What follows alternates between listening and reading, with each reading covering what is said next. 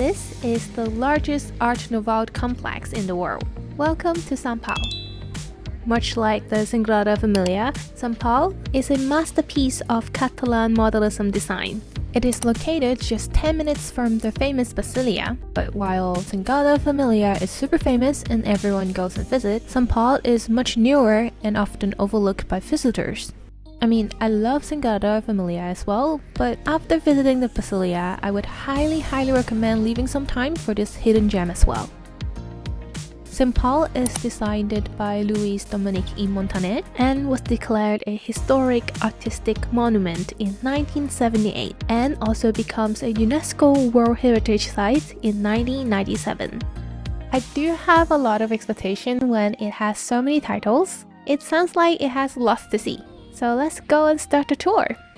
Here, for an entrance ticket, a self-guided ticket is 17 euros. You can of course pay more for a guided tour, but we just go with the basic ticket. It comes with a sticker to state that you're a guest here, and also some printed brochure. I think it is pretty enough to explore at our own pace. This site is a beautifully restored hospital, formerly known as the Hospital de la Santa Creu y Sant Pau.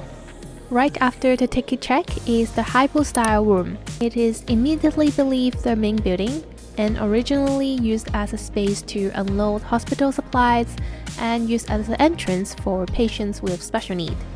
But later, in 1968, it becomes the city's first emergency department, so quite an important place.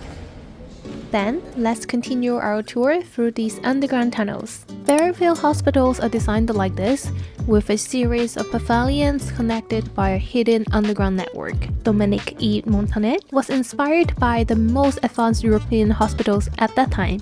He prioritized sanitation and hygiene, so he chose to build separate pavilions rather than one massive block of building, so that they can lower the risk of cross-contamination. These tunnels allow the patients and the staff, and also materials, to move between departments safely, and also being protected from the natural elements outside like the rain or the heat.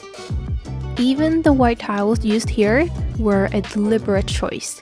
They can be cleaned easily and disinfected, and also it helps bounce off light throughout the underground halls, keeping the underground passage bright and makes it feel open. At the end of this part of the tunnel, we reach the first pavilion, which is packed with history. The ground floor tells the story of the construction of the site. There's lots of photos and artifacts to show the history, like documents and videos of the reconstruction, and also many models to show the structure and the layout of the place. You can really see how big this place is and how much work has been devoted to build this hospital. 原來係好大嘅佢個成個建築群，我哋只係而家淨係喺呢一度。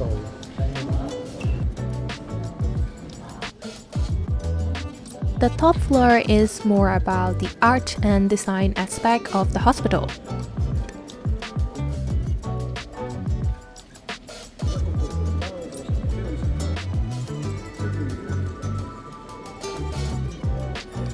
The exhibition here is a gallery of the architect's famous designs from various different buildings.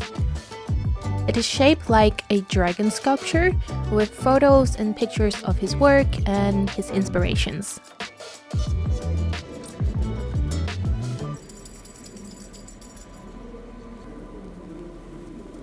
The ceilings and the walls here are all covered in these soft, calming pastel green color and also different flower patterns. The architect wanted to make the room feel like nature, so even when the patients were sick in bed, they can still have something calm and beautiful to look at. There is also this circular room attached to the main room, and it has these long windows. It feels very open and bright here. It used to be a day room for the patients to relax in. It gives them more sunlight and feel more relaxed. In this room, they have restored these angel sculptures. They were put here as protectors for the people staying in the hospital. All those little details, they are the things that make this place really special. You can really see that the architect cares about the patients. out of the pavilion and now we're at the central garden. Here you can see very clearly the different pavilions are separated from each other but connected through the garden.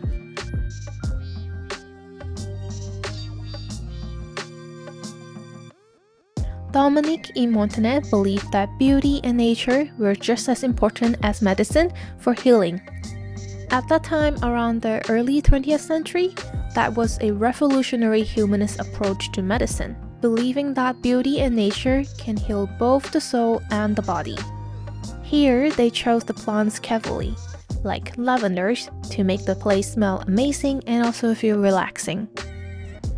You can also see a lot of the Holy Cross symbols here, like on the wall or the central sculpture. This is just a little nod to the hospital history from the 1400s.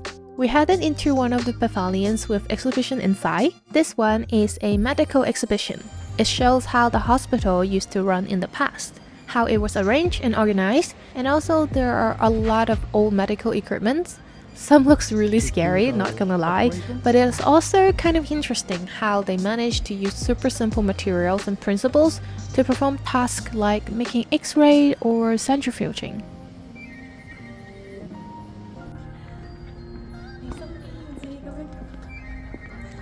We decided to go through the tunnels again, from the garden this time.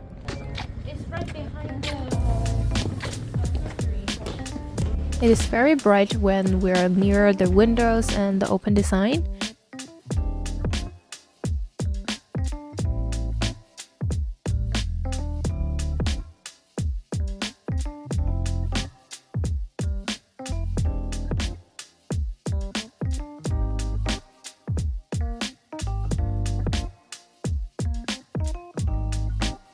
And we came out on the other side of the garden.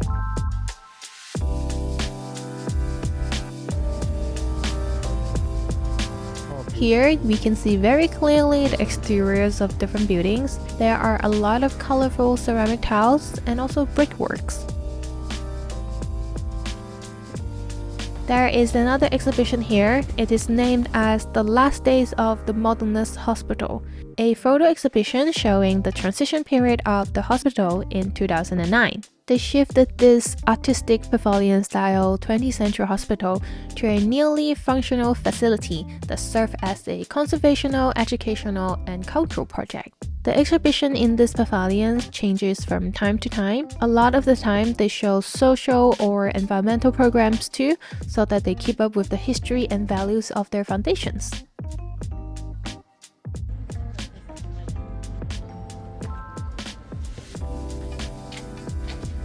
Talking about keeping the site functional, other than serving as a museum, some of the pavilions here are converted as meeting or conference sites for different institutions. The most famous one is of course the Ming Building, which is the first building you will see at the entrance.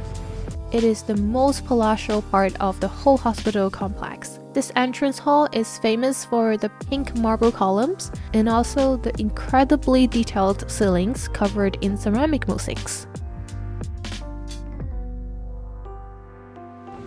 This administration building has been converted into venues for meetings and events. It can hold over 600 people, and the amazing interior are an ideal settings for corporate meetings, courses, conference, etc. We're not able to visit these rooms because we're running out of time, but you should definitely do it if you can. Companies and institutions can also easily apply and rent these rooms. I do think this is pretty amazing to restore a heritage site, not only to preserve history, but also to give it new life and new purposes. The decorations here show inspiration from the history of the hospital. The symbol of the Holy Cross is used in a lot of places. The pink mosaic ceiling in the arched foyer, for example, it spells out the start and the end dates of the constructions of the place. And also there are symbols reflecting Barcelona history. For example, the cross symbol of St. George, who is one of the city's patron saints. The stairs to the second floor is just beautiful and marvelous. Walking up and down the stairs make us feel like being in a romance movie. And upstairs, you will first see a beautiful hallway lined with stained glass windows. And through that, you will reach the Dominique in Montaigne room, which is the hospital's auditorium. The room is 18 meters high and richly decorated with different materials. The sculpture above the door shows St. George defeating the dragon, with the emblem of Barcelona on top. And even higher is a beautifully crafted railing that runs along the whole room. The inscriptions are Gothic letters in Catalan that forms a prayer. The stained glass here are decorated with blue and yellow flowers. The largest windows here stretches all the way to the ceiling, and it has floral motifs that forms a cross pattern, with the coats of arms of the hospital on the top of the cross. Then we turn to the east wall. The beautiful mosaic here is designed to look like a curtain of peacock feathers, which in Christianity, it represents virtues. You can see a lot of the mosaics here are broken tile mosaic. It is a signature style of the Catalan modernism design.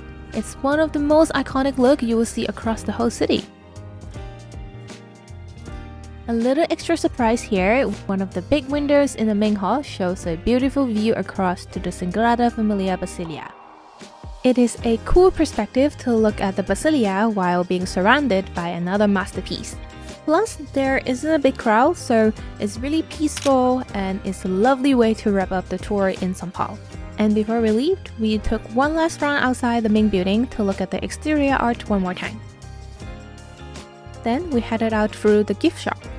We had such a great day here. Thank you so much for joining us and watching this video. If you are planning a trip to Barcelona, make sure to spend some time here to visit Sant Pau. Trust me, it's so worth it. Let me know which is your favorite part.